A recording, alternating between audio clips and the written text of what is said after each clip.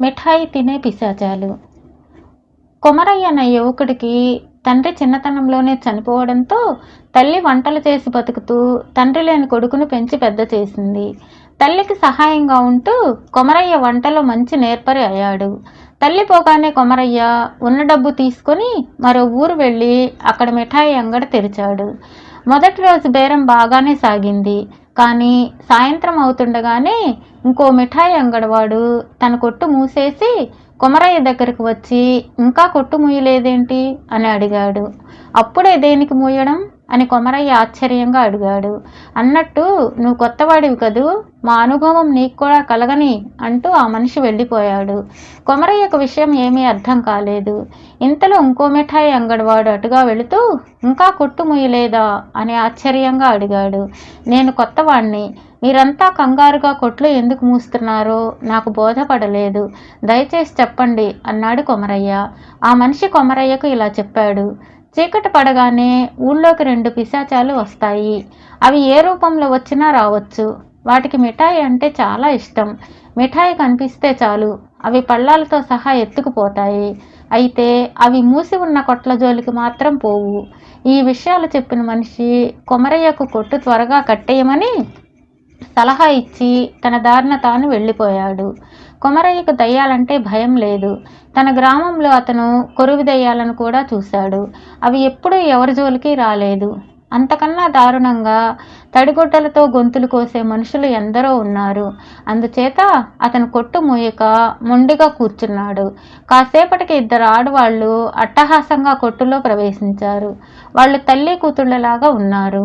రేపు రాత్రి మా అమ్మాయి పెళ్లికి 15 గంపల మిఠాయి సిద్ధం చేయగలవా అన్నది తల్లి కొమరయ్యతో. ఆడమనిషి మాటలు విడ్డూరంగా ఉన్నట్టు తోచి కొమరయ్య ఆడవాళ్ల కాళ్ళకేసి చూశాడు. పాదాలు వెనక్కి తిరిగి ఉన్నాయి. అవి మిఠాయి తినే పిశాచాలని అతడికి తెలిసిపోయింది. వాడి నిండుగా నవ్వి, మీరు ఏ మిఠాయి కోరితే అది చిటికలో చేసి ఇవ్వగలను, కానీ మీకు ఏ మిఠాయి కావాలమ్మా అని అడిగాడు. పిశాచాలు 2 ఉన్న మిఠాయిలన్నిటినీ కొంచెం కొంచెం రుచి చూసి, కొబ్బరి మిఠాయి చాలా బాగున్నది, 15 గంపల కొబ్బరి మిఠాయి తయారు చెయ్యి, మంచి బెల్లము లేత కొబ్బరి ఉపయోగించు అన్నాయి. ముందు కొంత డబ్బు ఇస్తే బెల్లము కొబ్బరికాయలు కొంటాను అన్నాడు కొమరయ్య. తల్లి పిశాచం డబ్బుల సంచి 2 నుంచి తీసి కొమరయ్య చేతిలో పెట్టి, ఇందులో 500 రూపాయలున్నాయి, మిగిలినది రేపు మిఠాయి ఇచ్చాక ఇస్తాము అని హడావుడిగా కూతురుతో సహా దుకాణంలో నుంచి బయటకు నడిచింది. పిల్ల పిశాచం పెద్దదానితో, వాడికి డబ్బు ఇచ్చావు దేనికి, కొని తింటే మిఠాయి నాకు చేదుగా ఉంటుంది అన్నది.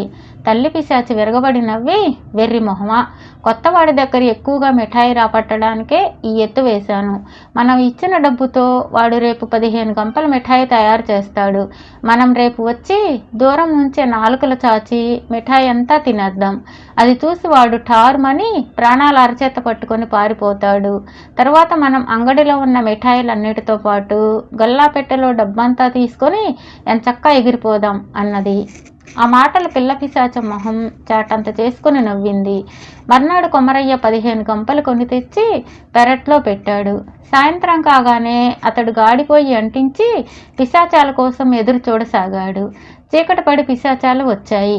రండి రండి, పెళ్లి కూతురికి నా శుభాకాంక్షలు అంటూ కొమరయ్య వాటికి ఎదురు వెళ్ళాడు. అవతల పెళ్లివారు వచ్చి కూర్చున్నారు.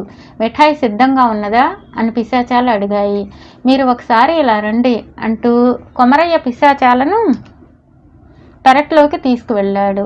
అక్కడ ఉన్న 15 గంపలను చూసి పిశాచాల ఆనందంతో కేకలు పెట్టాయి. కానీ తీరా చూస్తే అవి ఖాళీగానే ఉన్నాయి. మోసం, దగా, గంపల్లో మిఠాయి ఏది అంటూ పిశాచాలు కోపంగా కళ్ళు ఎర్రజేసి కొమరయ్య మీద ఎగిరిపడ్డాయి. నేను చెప్పేది కాస్త వినండి. ఈ ఊరి మిఠాయి వర్తకులకు 2 పిశాచాలు పీడిస్తున్నాయట. అవి మోసం చేసి భయపెట్టి గంపల కొద్దీ మిఠాయి కాజేస్తాయట. నా మిత్రుడు గట్టి భూత వైద్యుడు ఒకడు ఉన్నాడు. వాడు ఈ రాత్రి పిశాచాలను మారణ హోమం చేస్తాడట. నన్ను గాడిపోయి అంటించి ఉంచమన్నాడు. మారణ హోమానికి వేపకట్టెలే కావాలట. వాడు వాటి కోసం వెళ్ళాడు.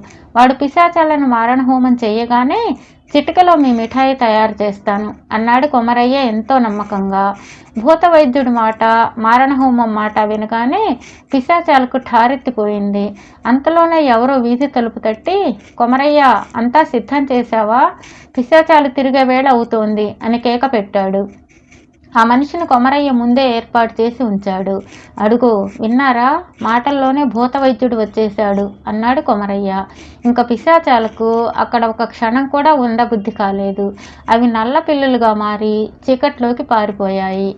తిరిగి ఆ పిశాచాలు ఆ ఊరు ఛాయలు మరి కనిపించలేదు.